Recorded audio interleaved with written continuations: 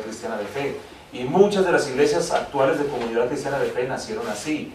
Nació la iglesia de Ibagué, nació la iglesia de Duitama, nació la iglesia de Sogamoso. Y tuvimos varios trabajos en poblaciones cercanas. Además de eso, ya habíamos plantado, como les conté, desde Semillas de Cristo venían y siguieron con nosotros en Bucaramanga, en Manizales, en Cúcuta, algo en Barranquilla. Y todo esto como manteniendo ese fuego misionero. Yo creo que Dios está haciendo en estos últimos años ahora, en el trabajo que tenemos en esta tercera etapa ministerial, bajo el nombre de la casa y todo lo demás que está pasando con nosotros. Creo que Sobredosis ha sido para mí un poquito un regreso a las raíces, pero con mejores cosas. Por ejemplo, es para mí impactante, para darles un detalles románticos.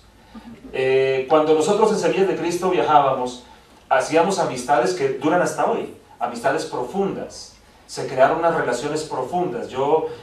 Pues mi hijo y algunos de ustedes me han visto de pronto cuando vamos a Manizales y estoy con el pastor Jairo y con algunos de ellos y se dan cuenta de cuál es nuestro trato y cuál es nuestra conexión, o si van a Bucaramanga conmigo, o si van a Sogamoso, donde quiera que haya algunas iglesias de Comunidad Cristiana de Fe que tienen raíces en Semillas de Cristo. Por ejemplo, yo recuerdo, nosotros cuando llegábamos a las estaciones de buses para despedirnos, una cosa era, no rebajábamos predicar. Entonces me acuerdo mucho de las predicadas al frente de Copetrán en Bucaramanga. Llegaban toda la gallada, toda la manada a despedirnos. Y entonces allí la predicada de rigor. En una de esas predicadas yo me gané un día a un hombre que ya está con el Señor, se llamaba Crispín López. Me lo gané allí en una de esas. Y un hombre que después fue líder en su iglesia y ya está con el Señor, y de una familia que yo amé mucho, que fue como la mía, la familia López, de gente que quiero muchísimo, que todavía hoy son cercanos para mí. Pero ustedes no se imaginan las lloradas y las cantadas y el no se vaya y el mejor dicho, eso era una cosa increíble.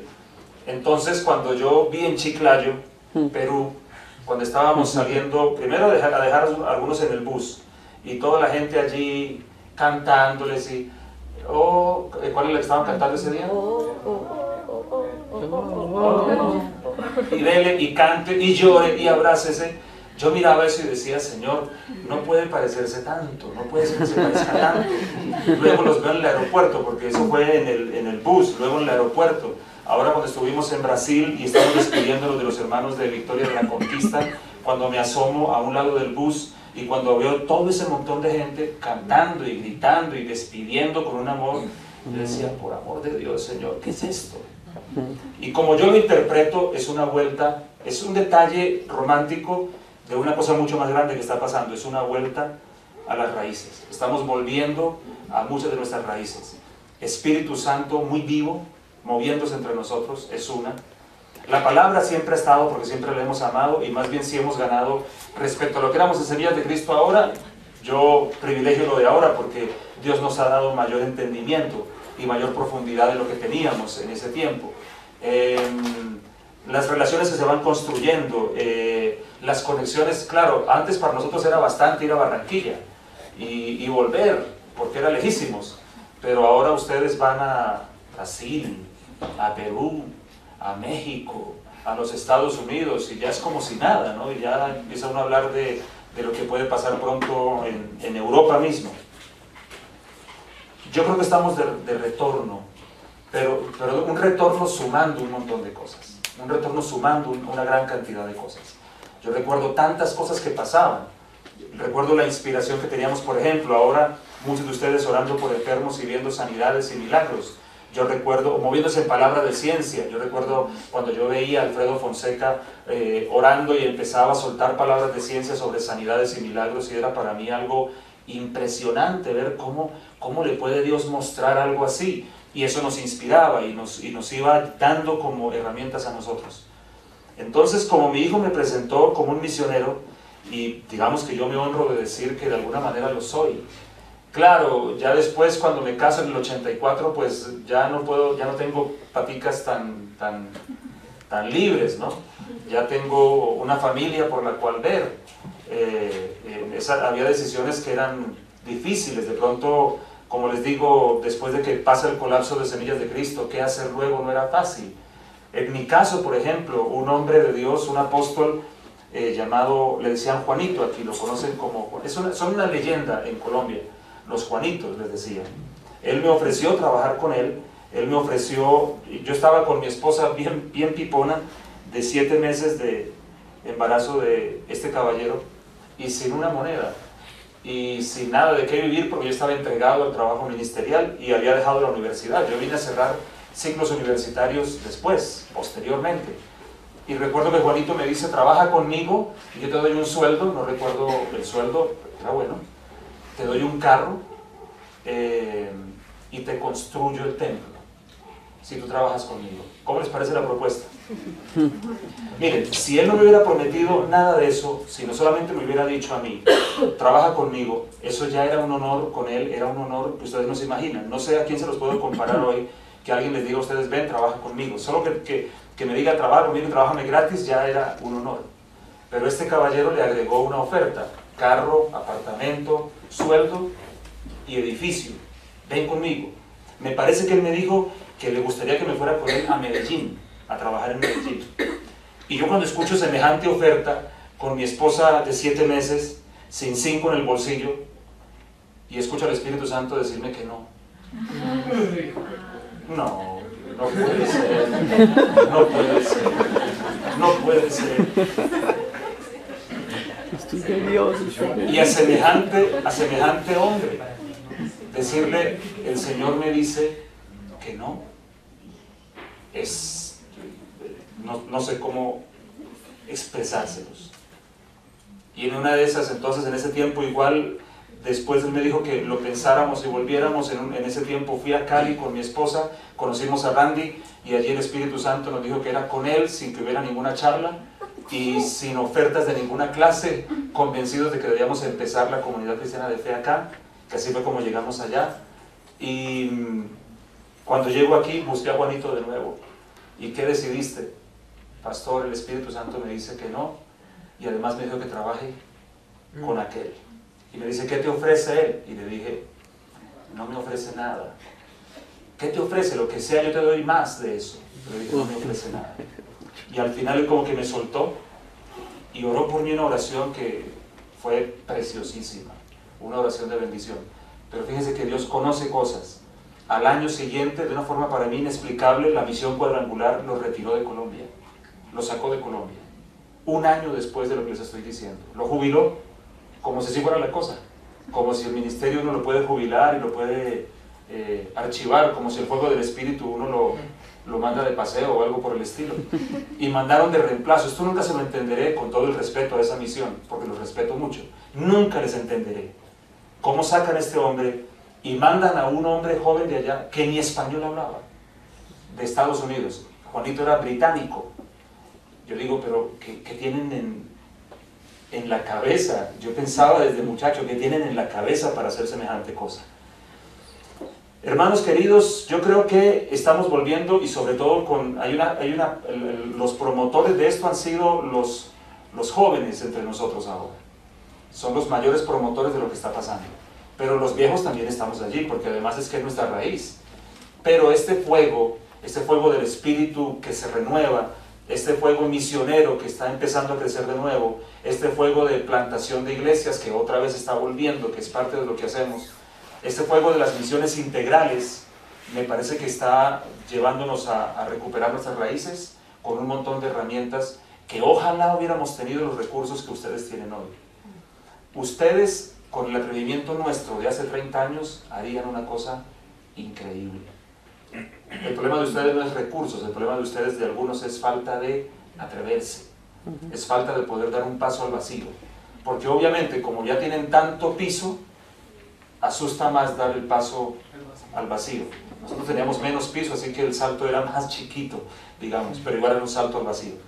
Yo quiero que miren conmigo, por favor, como una misión apostólica de las misiones, revisando lo que se conoce como la Gran Comisión. Y les quiero decir 4 o 5 cosas rápidas, porque ya me llevé mucho tiempo hablándoles de historias. De historias, unas poquitas, porque pues hay muchas más, ¿no? También historias de peligros, historias de fracasos, historias de riesgos. historias donde nos fue re mal, había unas partes de mí en Barranquilla me iba tan mal. Cuando estaba bien de salud, entonces no tenía dónde dormir ni tenía comida. Y si tenía comida y dónde dormir, entonces me enfermaba. Yo siempre he dicho que Barranquilla tiene conmigo una deuda. Al único que le fue bien fue al pastor Edgar, que de allá se trajo a Socorrito. Y creo que un romance por ahí nació, creo que el de Gabriel y Nancy también surgió en Barranquilla. Pero igual no era de Barranquilla ninguno. Imagínense las misiones que fueron a hacer.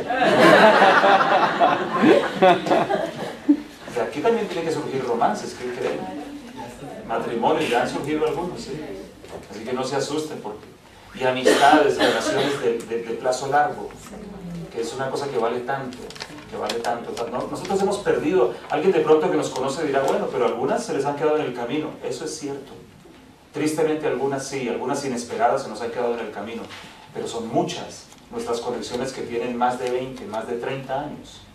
Cosas reales en la vida, con la gente que hemos caminado y con la que seguimos caminando. Vamos a leer Mateo capítulo 28. No sé qué tiempo me queda. ¿Dos? No, 2 minutos.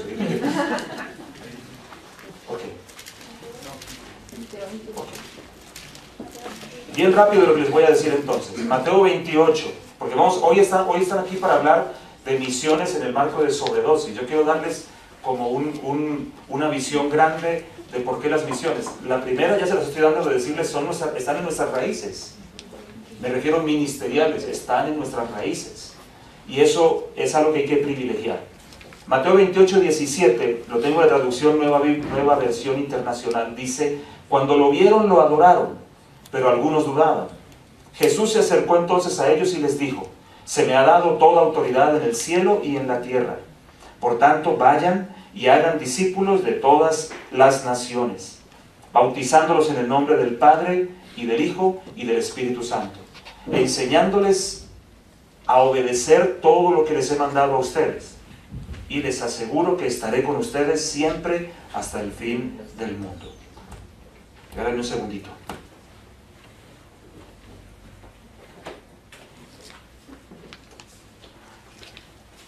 Ok, vamos bien rápido entonces.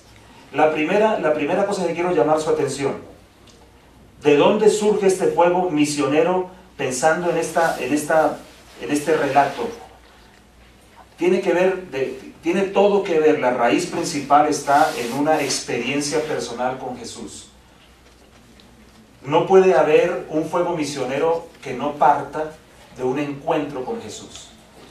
Pero dicho de otra forma, dicho al contrario, no puede darse un encuentro con Jesús que no nos imparta un fuego misionero. Misionero a algún nivel, de misiones integrales, porque no hay una única expresión. El problema es que hasta no hace mucho, cuando uno hablaba de misiones, a la cabeza de una persona venía un solo concepto de lo que son misiones, pero como quiero mostrarles, ahí hay más conceptos. Pero lo que quiero subrayar es, todo nace aquí, todo este asunto en Mateo 28, que ustedes me lo han escuchado destacar otras veces, todo comienza diciendo cuando lo vieron. Hay un asunto que parte de una experiencia personal con Jesús. Yo creo que ustedes recordarán en Mateo 16, ¿por qué es importante esto? ¿Por qué es importante esto de experiencia personal? Yo no estoy privilegiando las sensaciones, yo quiero que ustedes me entiendan. No estoy hablando de sensaciones, sentí un frío que me recorrió, no, yo hablo de encuentros con Jesús. Por ejemplo, en el caso nuestro, cuando empezamos en 1976, 77, 78, una cosa que ustedes van a encontrar en común con todos nosotros fue conversiones genuinas. O sea, éramos muchachos que estábamos volviéndonos a Dios de corazón, era en serio. A eso me refiero con una experiencia con Él. Lo que pasa es esto, que no podemos negarlo tampoco, ni despreciarlo, ni menospreciarlo, que cuando el Espíritu Santo es invitado, y cuando el Espíritu Santo genuinamente toca a alguien, viene acompañado de una experiencia. Y esas cosas van marcando profundamente. No me refiero solamente a los que, como decía un día un predicador, un buen amigo, Les Bowling, decía, muchos quieren caer en el Espíritu, hablando de cuando oramos y de pronto se van al piso. Él dijo una frase contundente: muchos quieren caer en el Espíritu, pero no quieren caminar en el Espíritu. Y eso es verdad, hay gente que solamente está buscando es una sensación. Yo estoy seguro que ese no es el caso nuestro, pero quiero garantizar este punto, que estamos claros que cuando hablo de una experiencia con Jesús no me refiero a eso, pero no desechamos las experiencias y expresiones que el Espíritu Santo trae, porque son suyas y si las trae debe ser por algo. Yo recuerdo, cuando la gente empezaba al ser tocada por el Espíritu a caerse, que se los he referido otras veces, que era tan inesperado y tan genuino, que no lo tecnificamos ni lo institucionalizamos y no teníamos a nadie recibiendo. Hoy tenemos ya una técnica. Unos son los ¿cómo se podría llamar? Los recibidores y otros son los levantadores. Yo recuerdo una vez en Venezuela que tuve que frenar a algunos porque lo tenían todo mecánico. Y yo veía que lo que estaba pasando era mucho más genuino de lo que ellos estaban acostumbrados a ver y que era importante. Algunos estaban quedando allí en éxtasis, perdidos en el espíritu. Y esta gente venía a levantarlos mecánicamente porque tenía que ir la segunda hilera. Yo tenía que enojármeles a algunos. Déjenlos en paz, por favor. Déjenlos quietos. En aquel tiempo el punto era este. Uy, pero esto sí será de Dios. Entonces yo recuerdo que más de uno contaba que cuando se acercaba para que oraran por él, se acercaba reprendiendo demonios.